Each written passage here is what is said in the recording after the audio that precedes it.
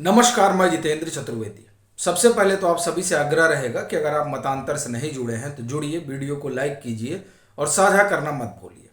वही हुआ जिसका अरविंद केजरीवाल को डर सता रहा था, इसीलिए आम आदमी पार्टी के भीतर हलचल मची हुई है। तमाम जो नेता हैं और सरकार के आला मंत्री हैं, सबके हाथ पांव फूले हुए हैं। क्यों? क्योंकि उन्होंने बड़ी मोर्चेबंदी की थी और ये मोर्चेबंदी चौतरफा हुई थी।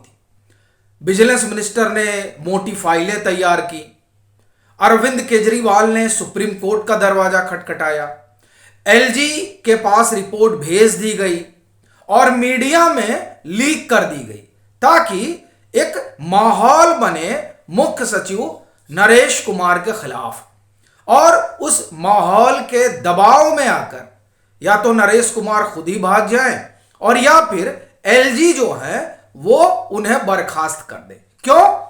क्योंकि 30 नवंबर को उनका कार्यकाल पूरा होने वाला है और अरविंद केजरीवाल की ये मंशा है कि या तो उन्हें बीच में ही हटा दिया जाए या फिर जिसे अरविंद केजरीवाल की सरकार चाहती है उसको बनाया जाए, एक्सटेंशन ना मिल पाए, इसकी पूरी योजना बनी। लेकिन दरअसल ये योजना चौतरफा औंधे मुंह गिर गई। जी हां, जो तो चौतरफा योजना बनी थी वो दरअसल चौतरफा ही गिरी। कैसे? उसी को एक एक करके बताता हूं। और यही वजह है कि ये जो औंधे मुंह गिरी इनकी योजना, उसने अरविंद केजरीवाल के खेमे में भूचाल ला दिया है। क्योंकि अब जो शीश महल की फाइल खुलेगी ना, तो उस शीश महल की फाइल में जो राज दफन है, जिसको सीबीआई खोद खोद कर निकाल रही है, वो सब अब बाहर आएंगे। और जब वो बाहर आएंगे तो जाहिर सी बात है अरविंद केजरीवाल के तिहाड़ का रास्ता तय करेंगे। दिल्ली के शराब घोटाले में तो शिकंजा कसा ही है, लेकिन अब शीश महल भी इस उनके तिहाड़ यात्रा में लगता है कि सहायक होगा। इसी पर हम लोग विस्तार में बात करेंगे कि कैसे इनकी योजना औंधे मुंह गिरी। आपको ध्यान होगा कि 650 पेज की रिपोर्ट बनी थी मुख्य सचिव के खिलाफ। क्या हुआ? एलजी ने उसे डस्टबिन में डाल दिया और कहा कि यह पूर्वाग्रह से ग्रसित है। इसी बात को दिल्ली हाई कोर्ट ने आगे बढ़ाया, क्योंकि यह जो 650 पेज की रिपोर्ट है वो तो report I he I, the wire ने खबर कर दी और द वायर का झूठ पकड़ा गया। और फिर मुख्य सचिव नरेश कुमार के खिलाफ जो द वायर ने, आम आदमी पार्टी ने अभियान चलाया, उस अभियान को करारा तमाचा लगा दिल्ली हाईकोर्ट से। और उसकी वजह से जो आर्टिकल लिख रखा था नरेश कुमार के खिलाफ, द वायर ने उस आर्टिकल को हटाना पड़ा। तो पहले तो वहां इनकी, आप एक तरह से कहें कि जो अभियान है इनका वो खुल गया। चूंकि इनके पास कागज पत्र कुछ थे ही नहीं, इन्होंने स्टोरी लिख दी कि साहब जमीन घोटाला हो गया। जमीन घोटाला हो गया तो बताइएगा ना कि नरेश कुमार ने बतौर मुख्य सचिव अपने बेटे को फायदा पहुंचाया। वायर ये बात वहां रख नहीं पाया और दिल्ली हाई कोर्ट ने फटकार दिया।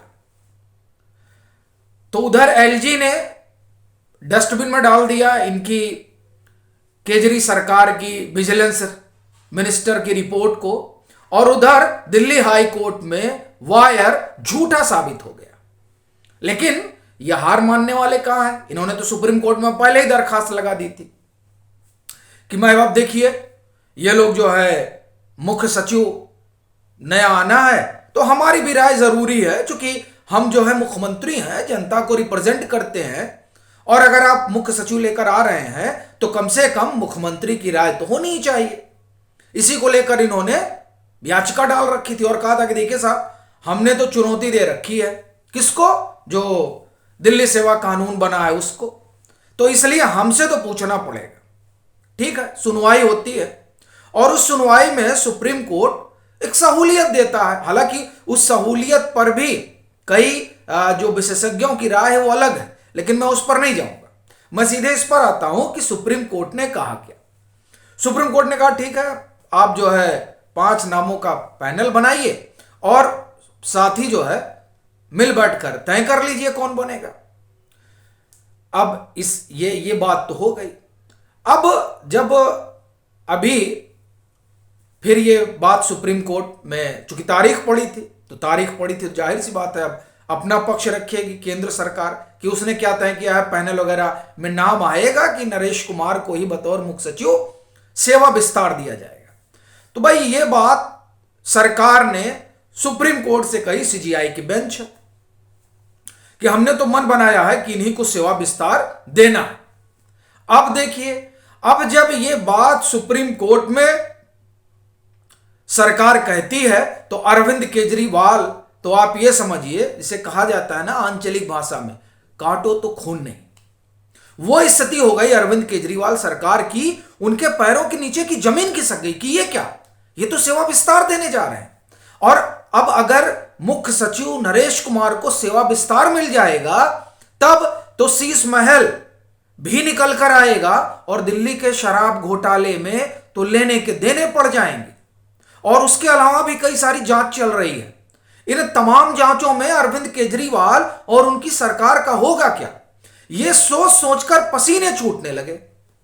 और मैं ये क्यों कह रहा हूं पसीने छूटने लगे, क्योंकि जब सॉलिसिटर जनरल तुषार मेहता ने कहा कि हम इनको एक्सटेंशन देने जा रहे हैं, यानी सरकार इनका सेवा विस्तार करने जा रही है, अभिषेक मनु सिंघवी जो दिल्ली सरकार को रिप्रेजेंट कर रहे हैं, वो तुरंत मैदान में, उन्हें कहा साहब ये कैसे हो सकता है, अरे हमसे सलाह मशवरा करना चाहिए था, आप जो है ऐसे ही सेवा विस्तार दे देंगे।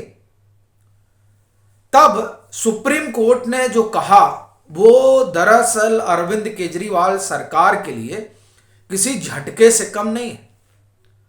सुप्रीम कोर्ट ने कहा, और सीजीआई की बेंच है, क्या कह रहे हैं माननीय न्यायमूर्ति, कि देखिए ऐसा है कि आपने चुनौती दी है अध्यादेश को, कानून को, लेकिन हमने स्टे नहीं लगाया है।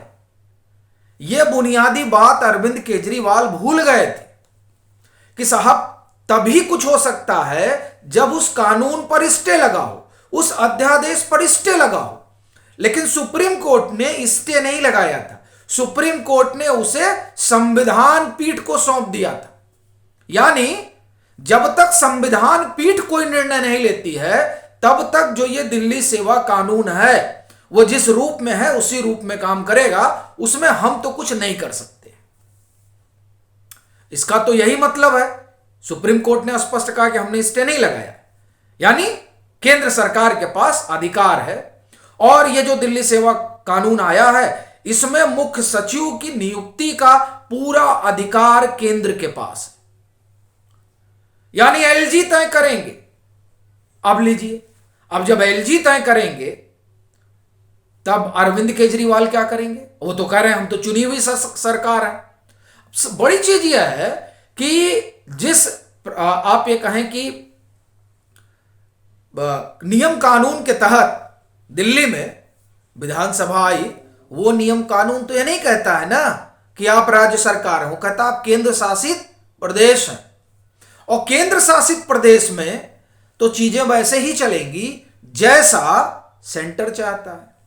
हां, कुछ अस्पष्टता थी और उसी अस्पष्टता ने जो है अरविंद केजरीवाल को आप एक तरह से कहें कि फायदा मिला। उन्होंने सुप्रीम कोर्ट में गुहार लगाई और फिर सुप्रीम कोर्ट का जजमेंट आया कि भाई इनको जो है ये जो सेवा वाला मामला है, ट्रांसफर पोस्टिंग वाला मामला है, वो इनको दे दिया जाना चाहिए। लेकिन जो लूप होल्स था उसे फिर केंद्र ने दूर कर दिया और कानून आ गया। अब उस कानून के मातहत तो अरविंद केजरीवाल के हाथ में कुछ रहा नहीं है, यानी मुख्य सचिव नरेश कुमार को कंटिन्यू करने का मन केंद्र सरकार ने बना लिया है। तो स्वाभाविक सी बात है कि अरविंद केजरीवाल का संकट जो है वो पहले से ज्यादा बढ़ गया है। अब एक तरफ दिल्ली का शराब घोटाला, दूसरी तरफ शीश महल। अब कहीं ऐसा ना हो कि अगर दोनों ही भ्रष्टाचार का मसला है, साथ साथ 14 साल की सजा हो जाएगी। अरविंद केजरीवाल का राजनीतिक भविष्य क्या होगा, यह अपने आप में बहुत बड़ा सवाल है, और खास तौर से तब जब 2024 का चुनाव आसन्न खड़ा हो। आपकी क्या राय है जरूर साझा करें। मतांतर से नहीं जुड़े हैं तो जुड़ें, वीडियो को लाइक करें और खूब शेयर करें।